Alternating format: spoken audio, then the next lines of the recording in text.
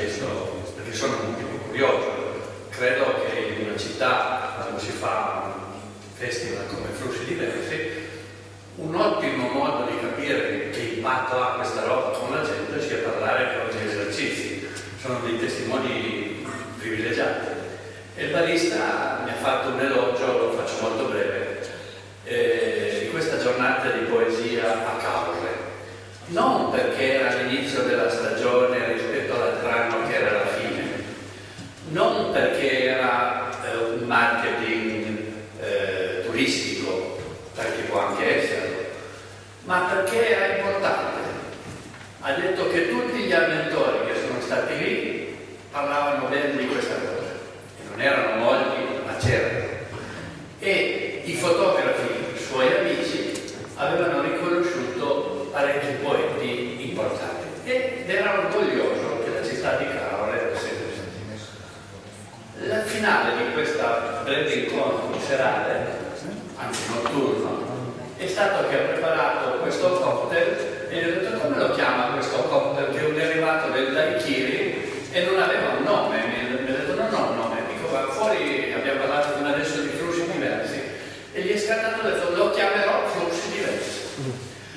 Ecco, è qualcosa di interessante per tutti voi che avete letto.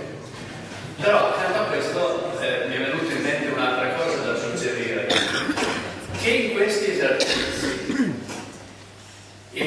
non l'antologia, ma il cartaceo di qualche poesia, cioè diciamo noi in ricerca sociale o in epidemiologia abbiamo dei campioni. Io credo che le migliori antologie di poesia sono quelle fatte a campioni, cioè non sono antologie, ma sono un potpourri, una miscellanea di molti autori che hanno vissuto un momento comune e che lo ripropongono attraverso una parola scritta. E credo che queste cose vadano bene non solo nelle scuole, ma anche in questi bar, in questi locali dove ci hanno ospitato di fondo, che fanno parte di un territorio che si muove, e per raggiungere un pubblico maggiore.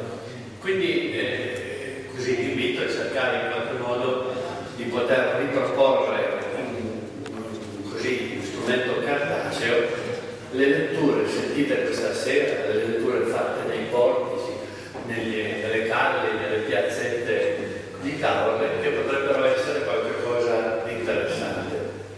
Fermo restando, condivido l'ipotesi di chi mi ha preceduto di questo aggancio con la scuola, e ci sono molte tecniche che